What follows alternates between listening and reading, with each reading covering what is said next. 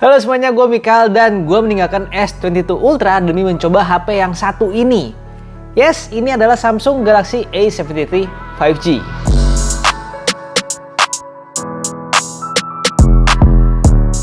Ini adalah varian tertingginya dari Samsung seri A ya, A73. Kalau dulu sih sempet ada A8 sekian, yang seinget gue terakhir itu di Samsung Galaxy A50 atau A80 yang ada kolaborasi sama Blackpink, dan itu sebenarnya lucu juga. Fieldnya itu premium dan kameranya itu rotating. Unik. Tapi sekarang seri A itu cuma ada seri A7X yang paling tingginya. Langsung aja gue jembrengin spesifikasinya di sini ya. Kalau ngelihat dari spesifikasinya sih udah ketahuan kalau si A73 ini emang punya spesifikasi yang mumpuni banget. Lihat aja nih, udah pakai chipset Snapdragon 778G 5G.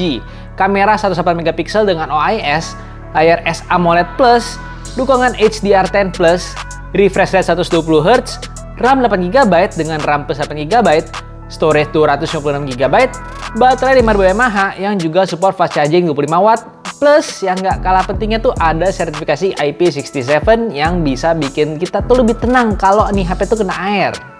Perlu diingat juga kalau dalam paket penjualan tuh nggak dapat casing, kepala charger, dan anti gores. Jadi jangan lupa siapin budget juga buat beli barang-barang yang belum dapat dari paket penjualannya. HP ini juga cuma punya satu varian, yaitu 8256 dengan SIM tray hybrid. Jadi kamu bisa pasang 1 nano SIM card plus 1 micro SD atau 2 nano SIM card, dan selayaknya HP-HP zaman sekarang, ini udah nggak ada port jack 3,5 mm lagi. Secara desain tuh si A73 ini udah serba flat ya, mirip kayak A72 seri sebelumnya. Feelsnya di tangan juga enak dan enteng, cuman ya berasa besar aja buat gua. Jadi kalau gua pakai HP ini tuh mesti pakai 2 tangan. Dalam pemakaian gue sehari-hari, secara garis besarnya gue nggak nemuin masalah yang berarti. Dari segi baterai ini udah bagus. HP ini tuh mampu bertahan seharian dalam pemakaian normal gue dengan SOT sekitar 5-6 jam dan waktu standby 28-30 jam, serta membutuhkan waktu sekitar 1 jam 11 menit dari 14% ke 100%. Terus buat nonton juga udah oke. Warna-warnanya tuh keluar semua. Plus karena ini udah mendukung HDR10+, jadi kalau nonton video yang support HDR, warnanya jadi lebih keluar. Dan ada dukungan Dolby Atmos-nya juga yang lebih berasa kalau didengerin pakai headphone, serta ada pengaturan equalizer yang bisa kita atur secara manual. Hasil foto dan videonya juga udah cakep. Kalian bisa lihat hasil foto dan videonya sendiri itu seperti apa. Ini gue coba dengan kondisi point and shoot aja, nggak pakai dipencet dulu buat autofokusnya dan juga nggak diedit sama sekali. Jadi semuanya tuh langsung proses otomatis dari si Samsung Galaxy A73 ini. Ini hasil rekaman dari kamera belakangnya Samsung Galaxy A73 5G. Ini pakai di resolusi UHD 30, dan ini nggak bisa diubah jadi ultra wide ataupun di digital zoom 2 kali, itu nggak bisa. Tapi ini bisa ke kamera depannya langsung, dan kira-kira hasil rekamannya ya seperti ini ya. Kamera depan makanya itu bisa maksimal di 4K 30 gitu. Jadi ini hasil rekaman dari kamera depannya si Samsung Galaxy A73 5G yang kira-kira seperti ini. Stabilisasinya bisa dilihat sendiri seperti apa. Terus ini masih bisa diubah kameranya jadi yang ultra wide, yang wide-nya bisa ubah ke kamera depannya langsung. Ini jarang ditemui ya sebenarnya.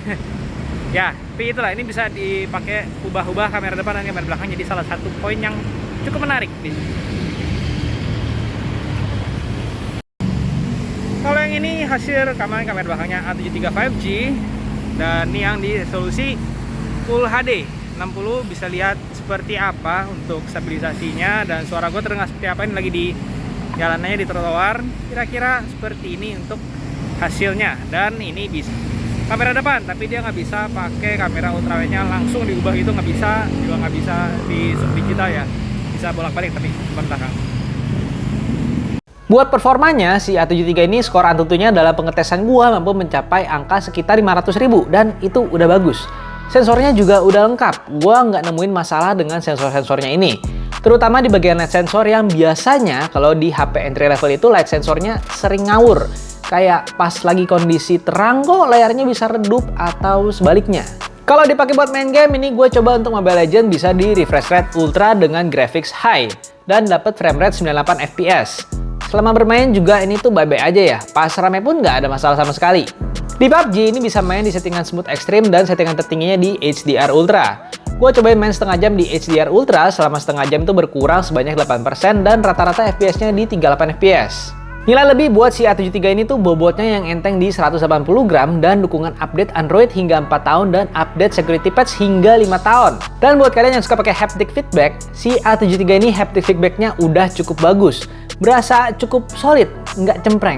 Oke, jadi kenapa gue sebut ini tuh semi flagship? Karena semua yang bisa gue lakukan di S22 Ultra itu sebenarnya bisa juga dilakukan di sini. Tapi tentunya dengan beberapa pengecualian dan kualitas yang berbeda. Mau foto bagus? Bisa. Mau ekosistem Samsung? Bisa. Mau isi ulang e-money? Bisa. Mau folder rahasia? Bisa juga. Yang nggak bisa tuh fitur seperti wireless charging, Samsung DeX, dan tentunya S Pen. Tapi overall hampir semua hal yang gue lakukan dan fitur yang gue gunakan di S22 Ultra ya bisa juga gue lakukan di A73 ini. Untuk harganya sendiri, HP ini tuh dijual dengan harga 7,8 juta. Harga yang emang nggak murah, tapi kalau kamu mempertimbangkan dukungan software yang lama, One UI 4.1, kamera 18 megapiksel dengan OIS, layar yang bagus, dan experience menggunakan sebuah HP Samsung yang semi flagship, HP ini bisa jadi pertimbangan kamu. Atau kalau kamu nyari chipset yang mirip-mirip dengan harga yang lebih terjangkau, kamu bisa nyari Samsung Galaxy A52s 5G. Itu juga bagus kok. Atau ada juga S20 FE Snapdragon yang juga mendekati level-level flagship, tapi tanpa dukungan 5G. Oke, gua rasa sampai di sini dulu untuk video gua kali ini. Jangan lupa untuk like, share, dan subscribe, dan sampai berjumpa di video berikutnya. Dah.